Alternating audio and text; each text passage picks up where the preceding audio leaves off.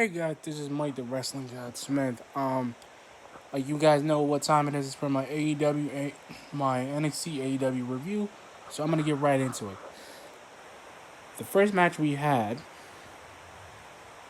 we literally had a good match between uh Savio Escobar against Jake Atlas. It was a good match, but I really can't wait for Drake to come back because I think it's more of a rivalry for him.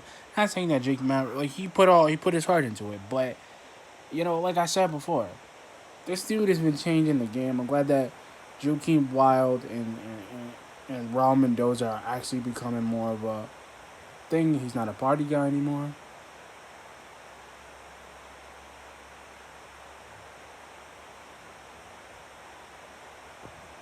It's like I said before. The second match we had was a women's tag team match between Kaden Carter and Lacey Catanzaro for the NXT side. It was a really good match, but like I said before, Lacey Catanzaro against Lacey and Kaden Carter against Dakota Kai and Gonzalez. It was a really good match, but like I said, nobody can beat Gonzalez because she's so tall. They like basically Dakota Kai with that submission move is amazing. It was a really good match. I think they're getting better as a team. I think they could get the tag team titles whenever they get their main roster debut. That's my thought. Because like I said, this guys, it's so much that they're trying to do at this point at NXT, and I see it. And then we had a match between Clarion Cross.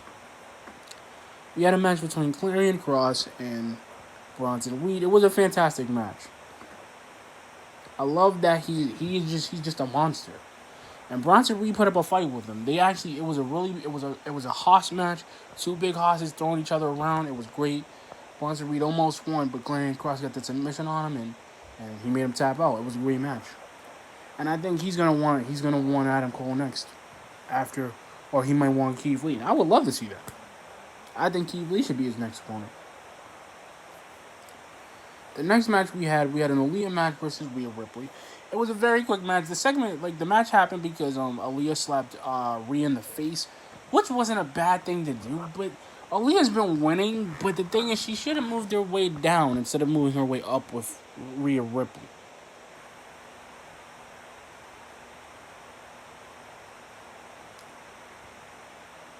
And I feel like they're not doing so well. I mean, he's doing well, but he's kind of drunk. He's still kind of like haggard Robert Stone.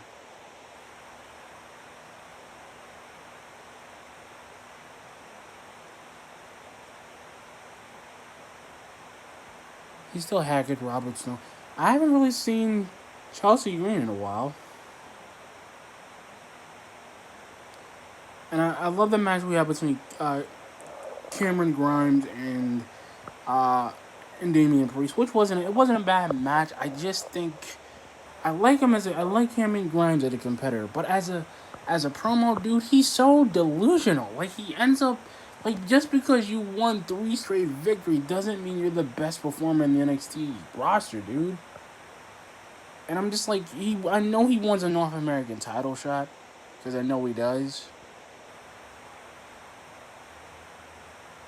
And I'm just thinking maybe if he wants one, I get it. But here's the sad part that I'm kind of not getting with this dude because I'm getting the vibe that he's not trying. He's not.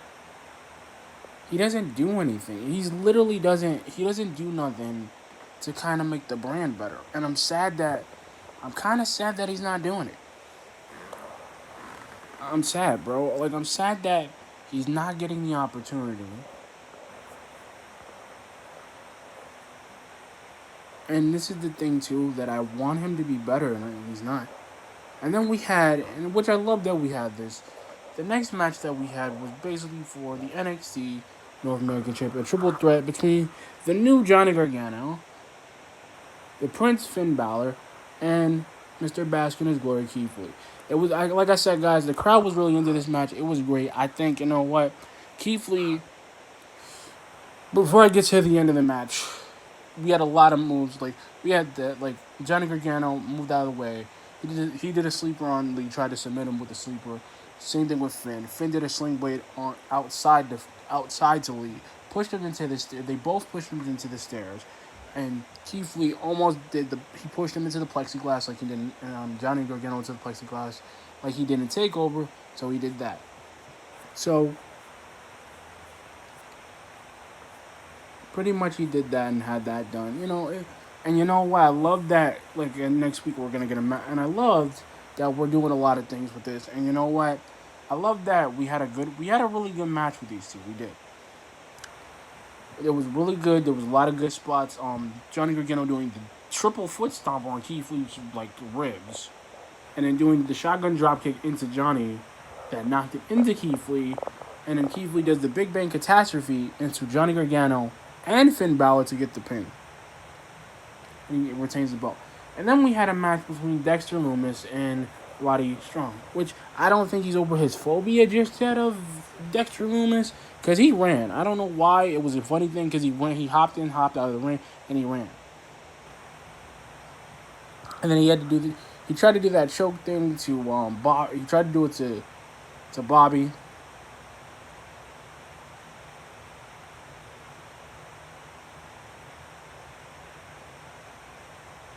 Like I said before, I think he's not done. And then we get a match next week with Aaliyah and Rhea. And if she loses, she has to go to Robert Stone brand, which is not really gonna help her. And I'm gonna say that because you know what? I'm saying this because look, guys, I don't think it's gonna help her because like Robert Stone is a hopeless idiot because he doesn't do nothing.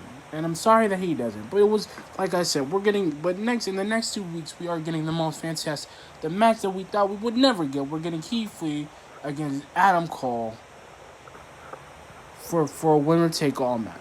So if Adam Cole wins, that means he will get the belt. That means he will become the first ever Quattro champion, meaning that he becomes a double champion in NXT history.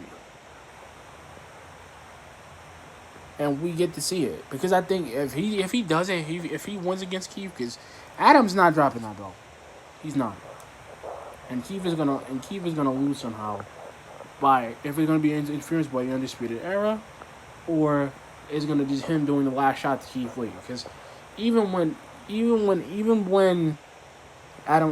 Keith tried to be for the NXT champion, it just didn't work. It's not gonna beat him. But anyway, I'm gonna get to my AEW performance. The first match we had was a lumberjack match between Jungle Boy and Wardlow. It was a fantastic match. I love the rivalry still going between them. The second match we had a tag team match with Mr. Brody Lee of the Dark Order, Colt Cabana, Sonny Kiss, and Joey Janela, the Bad Boy. It was a really good match, but pretty much Colt Cabana went for the pin. They won by he hit him with the discus lariat, clothesline, and he won. And after the match, they roll out. He goes backstage. Everybody thinks he's joining the Dark Order, but I don't think so just yet.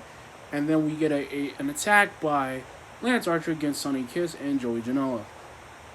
So for Fyter Fest, we get Joey Janela versus Lance Archer, the Murder Hawk, because I haven't seen him in a while. The next match we had was a women's title match against basically Hikaru Shida against a local AEW talent. She won by a pin. By a roll-up pin, and she won. So her and Penelope Ford are basically, they have a brawl. They had a backstage brawl. Kip Sabian gets the piss slapped out of him, and it breaks his glasses, which I'm kind of mad that he broke his glasses though. And they're holding each other, trying to hold him back, still going at it. He said, "Wait till Fyter Fest." He backs off, and then they wait. And the next tag match we had the FTR. We had FTR. We had a tag match between FTR and another AEW tag team, but they won. FTR beat them, and then what happens is after the match, the Butcher and the Blade hijack FTR's truck. So at Fyter Fest, we get FTR and the Young Bucks against Butcher the Blade. We get Butcher the Blade and the Death Triangle with uh, Pentagon Jr., and Rey Fenix. So pretty much we're getting a lot of good matches. That was fantastic. We got a great match between them. We also got a Brian Cage match against this against the Santana guy who got ripped to shreds. And then after that he wins with the drill. Brian Cage wins with the drill call. Taz does a promo, which his promo is great, but he keeps talking about Mox. I think Mox is gonna beat him. Like, no offense to Taz, and I've said this 1,000 times in my AW review. No offense to him, but I just don't like him. I love Brian Cage, but it's because it's Taz that he's gonna be an afterthought. He's gonna be an afterthought. Because this is the thing we gotta understand with Brian Cage, man. He's great. But you have guys like Taz that's kind of keeping him back. And I think he's holding him back.